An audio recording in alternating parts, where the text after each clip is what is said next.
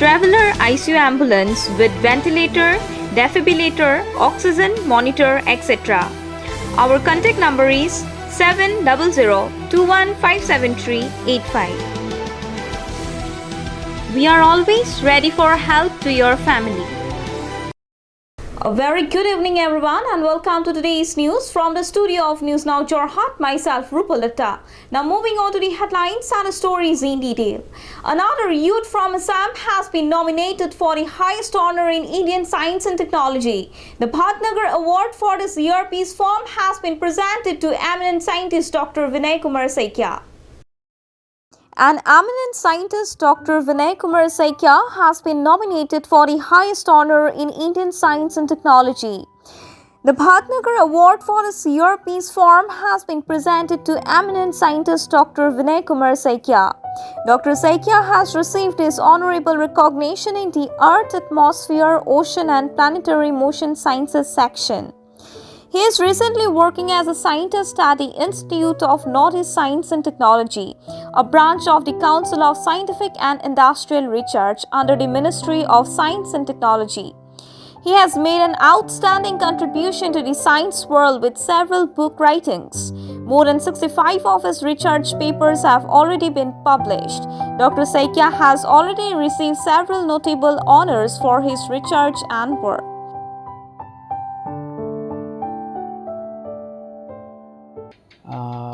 ধন্যবাদ। এই বঁটাটো পাই যথেষ্টখিনি মোৰ আনন্দিত হৈছোঁ, কিয়নো এজন বিজ্ঞানীয়ে তেখেতৰ তেখেতে যিখিনি কৰ্ম আগবঢ়ালে সেই কৰ্মৰ পৰা যদি কোনোবাই তাক ৰিকগনিশ্যন কৰে বা কোনোবা অনুষ্ঠানে বা চৰকাৰে ৰিকগনিশ্যন কৰে, যথেষ্টখিনি অৰিহণা পায়। এতিয়া বিজ্ঞানীজনে আগলৈও কাম কৰিবৰ কাৰণে যিটো অনুপ্ৰেৰণা পায়, গতিকে মই যথেষ্টখিনি আনন্দিত হৈছোঁ। আৰু লগতে CSIR NEISTৰ নামটো সেই অনুষ্ঠানটোলৈ মই বঁটাটো আনিবলৈ পাই আৰু যথেষ্ট আনন্দিত হৈছোঁ। ইয়াৰ বাবে মই সকলোৰে প্ৰতি ধন্যবাদ জ্ঞাপন কৰিছোঁ। কোনটো মানে বিষয়ৰ ওপৰত ৰিচাৰ্চ কৰি আছিলে বা কিটো হেৰি কৰিছিলে? মই আচলতে কি হয়, এই শান্তিস্বৰূপ ভাটনাগৰ এৱাৰ্ডটো ভাৰতৰ 6টা বা 7টা বিভাগত দিয়া হয়, আৰু যিটো আৰ্থ, এটমছফিয়াৰিক এণ্ড প্লেনেটাৰী ছায়েন্স সেই বিভাগত মই এই বঁটাটো লাভ কৰিছোঁ 2021 চনত। আৰু মই পাৰ্টিকুলাৰ যিটো গৱেষণা বিষয় হৈছে অসমৰ কয়লাখিনি কি হয়, তাত ছালফাৰ থকাৰ কাৰণে বিদ্যুৎ উৎপাদন কৰিবৰ কাৰণে যথেষ্ট তাত অসুবিধা হয়, পৰিৱেশৰ ওপৰত প্ৰভাৱ পেলায়। আৰু কিন্তু কি হৈছে, সেইকাৰণে সেই কয়লাখিনি যাতে ভালকৈ উন্নত প্ৰক্ৰিয়াৰে উন্নতভাৱে তাক প্ৰয়োগ কৰা হয়, সেই বিষয়ত গৱেষণা কৰি আমি কি কৰিছোঁ, অসমৰ কয়লাৰ পৰা এটা কাৰ্বন নেন'মেটেৰিয়েল উদ্ভাৱন কৰি সেইখিনি যাতে সামাজিক আৰু অৰ্থনৈতিকভাৱে দেশখনক সহায় কৰিব পাৰে, সেইটো কাৰণে আমি এই বিষয়ত গৱেষণা কৰা হৈছে। ইয়াৰ কৃতিত্বটো এটা যথেষ্ট ভাল সন্মান লাভ কৰিছে অসমৰ কাৰণে, এটা কৃতিত্বটো কাক দিব বিচাৰে এতিয়া মুহূৰ্তত? এইটো খুব ভাল প্ৰশ্ন, মই ভাল পাইছোঁ। এই কৃতিত্ব মই দিব খোজোঁ আমাৰ অনুষ্ঠানক, আমাৰ যিটো CSIR NEIST প্ৰতিগৰাকী সদস্য, আৰু খুব পাৰ্টিকুলাৰলি মোৰ যিসকল মোৰ লগত গৱেষণা কৰা ছাত্ৰ ছাত্ৰী, যিসকলে মোৰ আণ্ডাৰত কৰি PhD ডিগ্ৰী লাভ কৰিছে, তেওঁলোকৰ সেই গোটেইখিনি ছাত্ৰ ছাত্ৰী আৰু গৱেষক ছাত্ৰ ছাত্ৰীক লগতে মই কৃতিত্ব দিব খোজোঁ। আচলতে এতিয়া নেক্সট মানে প্লেন কি আপোনাৰ? ধৰক এতিয়াতো আপুনি ডেভেলপ কৰিলে, নেক্সট আপুনি কি প্লেন কৰিছে? নেক্সট প্লেন কৰিছোঁ কি যে অসমৰ যিখিনি কয়লা বা অসমৰ যিটো পৰিৱেশৰ প্ৰতি তেওঁলোকে প্ৰভাৱ দিয়ে, সেই প্ৰভাৱখিনি নোহোৱাকৈ যদি আমি কয়লাখিনি খুব ভাল ধৰণে আৰু বা যথেষ্ট যদি আমি পৰিৱেশ প্ৰদূষণ নোহোৱাকৈ উপয়োগ কৰিব পাৰোঁ, যিটোৱে আমাৰ সামাজিক বা অৰ্থনৈতিক উন্নতি আমাৰ এই উত্তৰ পূৰ্বাঞ্চলক দিব পাৰে, তেতিয়াহ'লে সেইখিনি যাতে আগবাঢ়ি যাবৰ কাৰণে মই আৰু ইয়াৰ পিছৰ পৰ্যায়ত সেইখিনি গৱেষণা কৰিম বুলি ভাবিছোঁ। A report by Prashant Kumar Datta from Jorhat News Now. Assam Nitya Sammelan, one of the largest theatre in Sibsagar, celebrates its Foundation Day. The 63rd Foundation Day of the Assam Natya Sammelan, one of the largest theatre organization in Assam, founded by Kolaguru Vishnu Prasad Rava, is celebrated in different parts of Assam as well as in Sibsagar. The Foundation Day is celebrated in collaboration with District Committee and the Sibsagar branch.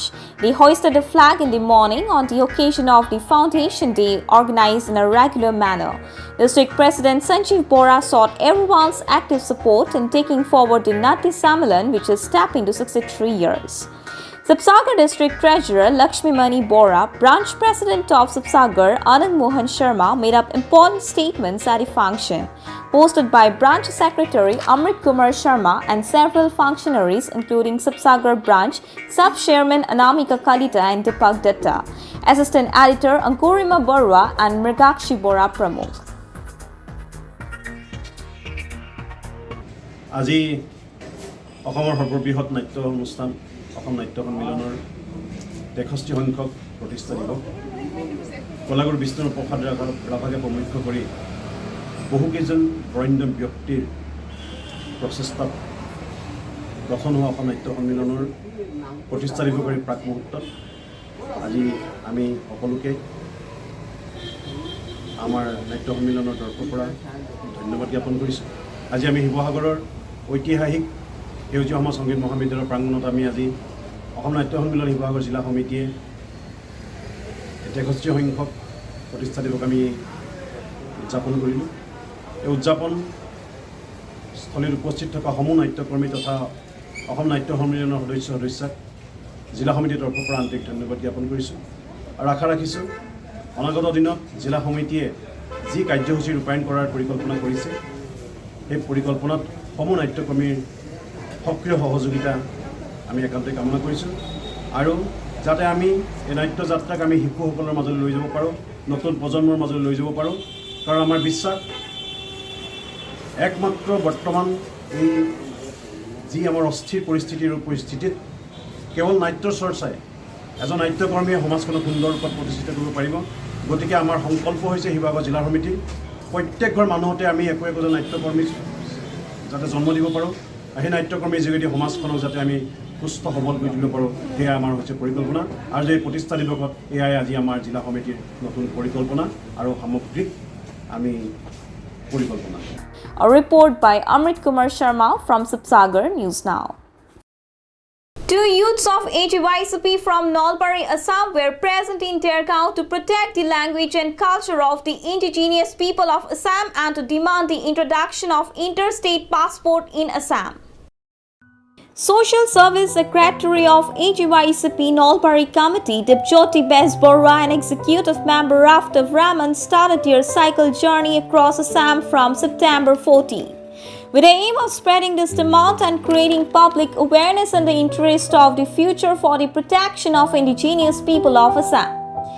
After the journey, which they started from the Central Committee Office of the Assam Nationalist Youth Student Council of Nalbari, two young leaders were being warm welcomed and felicitated from Dergaon intersection by the Golaghat Zilla Samiti and Dergaon Regional Committee of the Assam Nationalist Youth Student Council.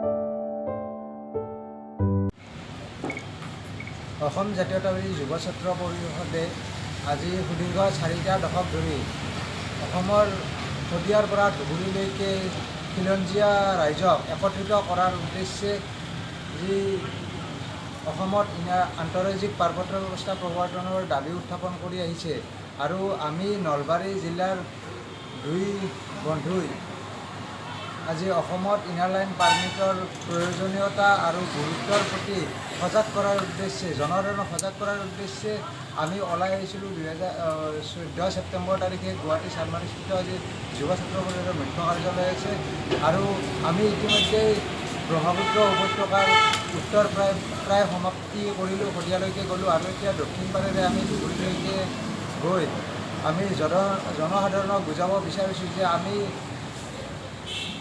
মানে বিভিন্ন ধৰণৰ সংগঠন কৰাতকৈ অসমীয়া খিলঞ্জীয়া এক হৈ আমাৰ নিজৰ শক্তি প্ৰদৰ্শন দেখুৱাই অসমত ইনাৰ লাইন পাৰ্মিট যাতে প্ৰৱৰ্তন চৰকাৰক কৰিবলৈ আমি বাধ্য কৰাব পাৰোঁ। A report by Anamika Zarika from Dergaon News Now.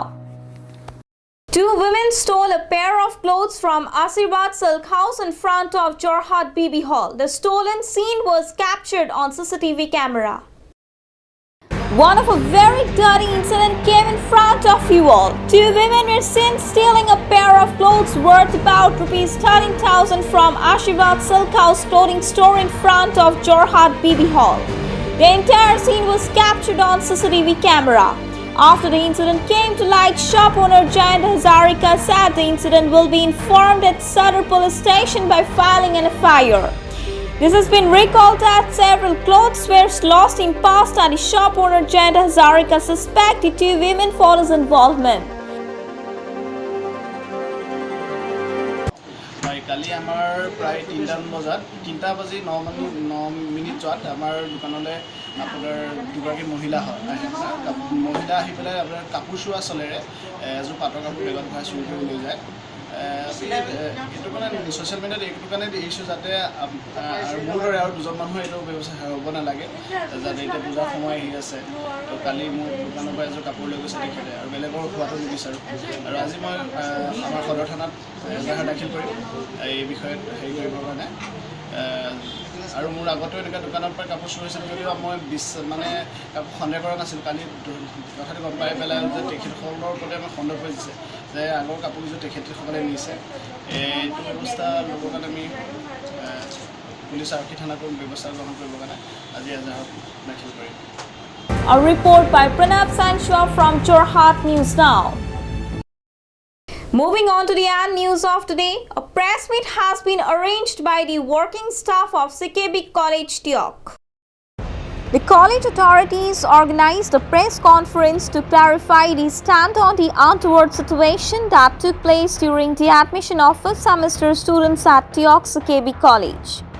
The student community of Tiok CKB College protested, alleging that the horticultural issue was imposed on students in parallel with regular college issues. It may be recalled that the college authorities had introduced vocational education since 2019 to help the student and the future in parallel with formal education.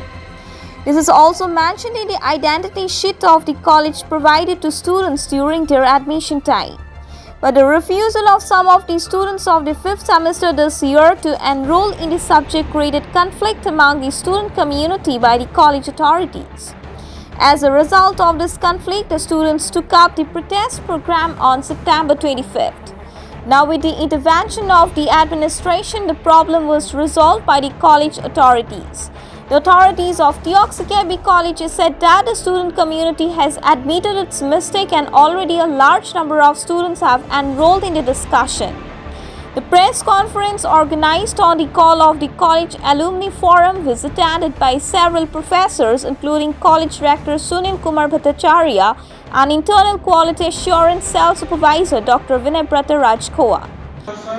তাৰিখৰ দিনা আমাৰ মহাবিদ্যালয়ৰ যি এটা অপ্ৰীতিকৰ পৰিস্থিতিৰ সৃষ্টি হ'ল সেই পৰিস্থিতিৰ পিছৰ পৰ্যায়ত ইতিমধ্যে ছাত্ৰ ছাত্ৰীসকলৰ লগত মহাবিদ্যালয় কৰ্তৃপক্ষৰ আলোচনা মৰ্মে এটা সিদ্ধান্তলৈ অহা হ'ল আৰু ছাত্ৰ ছাত্ৰীসকলেও সেই সিদ্ধান্তত মান্তি হ'ল তেখেতসকলে যি ভুল কৰিলে তাৰ তেখেতসকলে কৰ্তৃপক্ষৰ ওচৰত ক্ষমা বিচাৰিলে আৰু ইতিমধ্যে ছাত্ৰ ছাত্ৰীসকলে পঞ্চম ষান্মাসিকত নামভৰ্তি প্ৰক্ৰিয়া তেওঁলোকে কালিৰ পৰা আৰম্ভ কৰিছে গতিকে আমি আমাৰ মহাবিদ্যালয়ৰ কৰ্তৃপক্ষই আপোনালোকক জ্ঞাতাৰ্থে জনালোঁ যে এই যি ভুল বুজাবুজিয়ে হওক বা যিকোনো কাৰণতে হওক এই অপ্ৰীতিকৰ পৰিস্থিতিটো হ'ল এটি অতি দুৰ্ভাগ্যজনক আৰু কিন্তু এতিয়া এই সময়ত এই পৰিস্থিতি সম্পূৰ্ণৰূপে শেষ হৈছে আৰু ইয়াক লৈ আৰু যাতে কোনো ধৰণৰ ভৱিষ্যতে বাদানুবাদ নহয় সেই সম্পৰ্কে আমি সকলো পক্ষৰ ওচৰত অনুৰোধ জনাইছোঁ A report by Madhur Chipora from Tiok News Now. Well, viewers, this is the end of today's news. Thank you.